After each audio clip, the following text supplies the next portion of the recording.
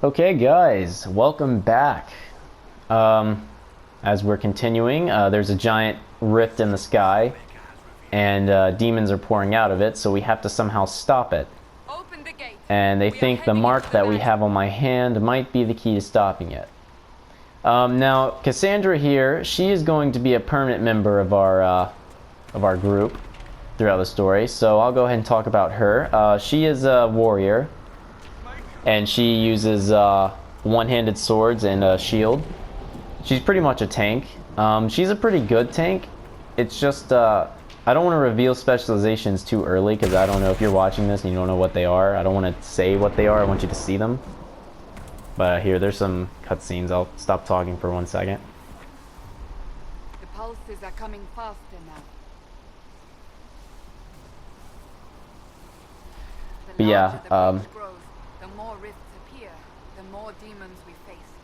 How did I survive the blast? They said you stepped out of a rift, then fell unconscious. They say a woman was in the rift behind you. No one knows who she was. Everything farther in the valley was laid waste, including the Temple of Sacred Ashes. I suppose you'll see soon enough. But yeah, she's a pretty good tank. The only thing though, her specialization, I don't really like it, because it's not as good as another tank will be getting, I'll just say that. But for as far as a character herself, I like her, she's not bad.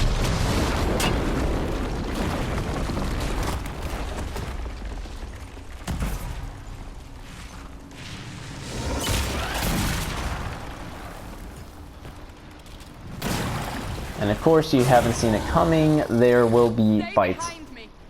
Demons will try to attack us, you know. We weren't going to stay safe forever in the first mission. It's usually how video games go. And of course, there's a convenient staff, you know, just laying there, which we're going to take, because why the hell not, it's right there. And we're going to fight. And you'll be able to see some combat. So, obviously, we have our basic light attacks, holding down R2. On the right side of the screen, we have our abilities. Right now, we have a lightning spell and a fire spell. But for this character, at least in the beginning, before we get our specializations, I'm going to make him a spirit / frost mage. Drop your weapon now. And also something else to take a note with the dialogue. As you can see, we have a special mage dialogue selection here. Depending on what race you are or what class you are, you do actually get special conversation dialogue choices that can play out. Yeah. See, since we're a mage, we're able to select this one and talk about our staff. So we'll go ahead and click it. Do you really think I need a staff to be dangerous? Is that supposed to reassure me? I haven't used my magic on you yet. You're right. You don't need a staff, but you should have one. I cannot protect you.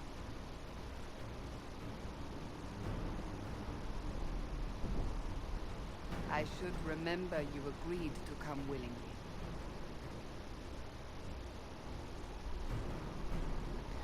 So yeah, now we can also use potions. Potions will come in handy, especially early on, until we get our specialization, or at least I get mine. I won't really worry about it. You'll know why. To those of you who know what the specializations are, and you see me playing as a mage, it is pretty obvious which I'm going to pick, but I'm not going to reveal it too soon in case you don't know. But as you can see, we've had our first loot, and we got a cow, which I'm going to put on. I also have my hide helmet options on because I like looking at their faces, so I'm going to keep that off. If you want me to turn it on so you can see it, feel free to leave a comment, and I will turn them on if you so desperately want to see it. But yeah, so there was something I was going to talk about, but it slipped my mind during the dialogue. Yeah, combat. So, I'm gonna make this guy, for right now, a frost / spirit mage.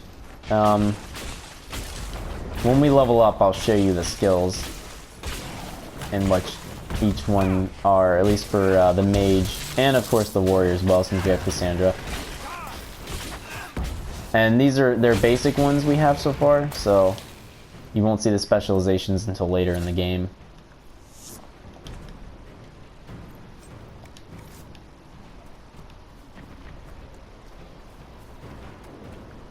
Oh, okay, yeah. You also probably have noticed when I've been talking to Cassandra, depending on what dialogue choices I have, she either approves or disapproves of what I said. I know in previous Dragon Age games, like Dragon Age Origins, for example, when you had a character you talked to approve or disapprove, it actually affected a meter. And that meter would influence what dialogue options were open to you to speak with that character and what side missions or companion missions you could do with them. And in Dragon Age 2, there was a meter similar to it, but instead it would either start a rivalry with your character or a friendship. I don't entirely remember how those worked. It's been a long time since I played it. In this game, though, I'm not sure if the approve or disapprove actually affects the character's attachment to you, because I feel like, I don't know, it feels like when I played it, I was able to do their missions anyways, and their card changed to where it shows, oh, they've upgraded or whatever. It might, I'm not personally I'm not sure. I might look into it later, but when I've been playing this game, most of the characters have approved of what I've done. There have been disapprovements, of course, because in this game in particular, there's really no way you can't have someone not approve or disapprove of what choices you make, which you'll see in the future when we play this game. There are also a lot of side quests in this game, and it's literally, the side quests in this game are literally the equivalent to like anime filler. They're just there to level you up for like the main missions. I will do them on screen, but for some of the side missions that are really grindy, like collecting the shards, which we will need shards for a later place in the map, I think I'm going to do those off screen because that will be really boring to watch. And I don't really want to bore you guys watching that. So, yeah. But I will do the side missions that are somewhat relevant or somewhat kind of cool to do, because I do want to show off the regions in case you're curious what they look like or want to see me explore them.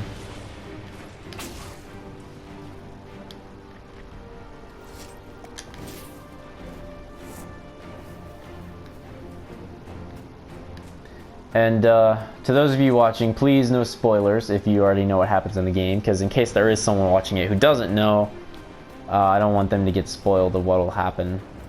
Even though this game is pretty old, so probably by now people know what happened, but just in case, just in case. We're getting close to the rift.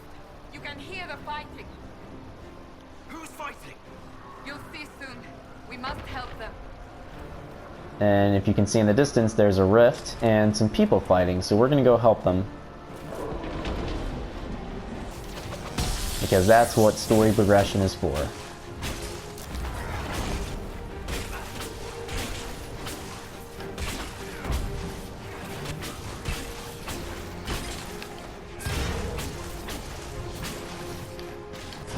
Alright.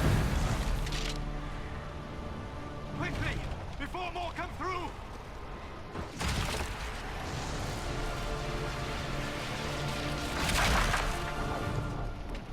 What did you do? I did nothing. The credit is yours. You mean this? Whatever magic opened the breach in the sky also placed that mark upon your hand. I theorized the mark might be able to close the rifts that have opened in the breach's wake. And it seems I was correct. Meaning it could also close the breach itself. Possibly. It seems you hold the key to our salvation. Good to know. Here I thought we'd be ass deep in demons forever. Varric Tethras, rogue, storyteller, and occasionally unwelcome tag-along. Are you with the Chantry, or... Was that a serious question? Technically, I'm a prisoner, just like you. I brought you here to tell your story to the Divine. Clearly, that is no longer necessary. Yet, here I am. Lucky for you, considering current events. That's a nice crossbow you have there. Ah, isn't she? Bianca and I have been through a lot together. You named your crossbow Bianca. Of course. And she'll be great company in the valley. Absolutely not. Your help is appreciated, Varric, but... Have you been in the valley lately, Seeker? Your soldiers aren't in control anymore. You need me. Ugh. My name is Solus, if there are to be introductions. I am pleased to see you still live. He means I kept that mark from killing you while you slept. You seem to know a great deal about it all. Like you, Solus is an apostate. Technically, all mages are now apostates, Cassandra. My travels have allowed me to learn much of the faith, far beyond the experience of any circle mage. I came to offer whatever help I can give with the breach. If it is not closed, we are all doomed regardless of origin. What will you do once this is over? One hopes those in power will remember who helped, and who did not. Cassandra, you should know, the magic involved here is unlike any I have seen. Your prisoner is a mage, but I find it difficult to imagine any mage having such power. Understood. We must get to the forward camp quickly. Well... Bianca's excited.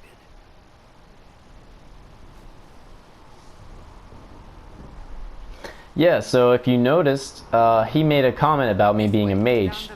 That's also another thing. Depending on your class or your race, it will affect the dialogue in the story. So no dialogue is the same when you decide to replay it and do another class or character or race. So that's also a cool feature about this game. Now, as far as our companions go, Varric. Yeah, I'm pretty sure his name is Varric. But he is a rogue. He has a crossbow called Bianca, as he introduced. That's the tactical camera. I'm not a fan of using it too much. He uses Bianca, as you can see him on the right side. He's using it. Bianca is a good crossbow. It's a rare crossbow. I'm pretty sure it's a purple. Or yeah, I think it's purple. Basically, the crossbow levels up with him, which would seem kind of useful, but honestly, I think Varric is the worst out of the three rogues you get. Only because Bianca, while yes, it levels up and you don't have to give him a new bow or anything, the problem is that, like, say Bianca is at like level 5, right? Compared to, or let's say level 10, that's more fair. Level 10 compared to a longbow at level 10, the damage difference is pretty drastic, especially depending on what kind of bow you find. I don't think there's anything over there. There is something over there. So that's why I'm not really too big of a fan of Varric. There are better rogues. Solus, he is a mage. I'm gonna make him a fire mage, at least early on. He's gonna be a specialization later. Honestly, in my opinion, I think he's the best mage, DPS-wise, because when I've used the other mages and their specializations, they just were not up to par with DPS as Solus was. For whatever reason, he just wrecked the field. So I personally like using him. I could be wrong, though. His character, honestly, his character is okay, but he's not as interesting as another certain mage we will get later. But I still like him. He's alright. He does complain a bit too much at times, but he's very insightful, which is why I do like him. Varric is awesome. Varric is a storyteller, and the way he talks, his sarcasm is hilarious. And Cassandra, she's okay. She's very stern, which is what's nice about her. She has a backbone, but it can cause her to be delusional sometimes when making decisions, but she usually has her head on straight. We're coming close to the end of this video. I will see you in the next episode. Thank you for watching, and the next video should be up shortly. So yeah, farewell.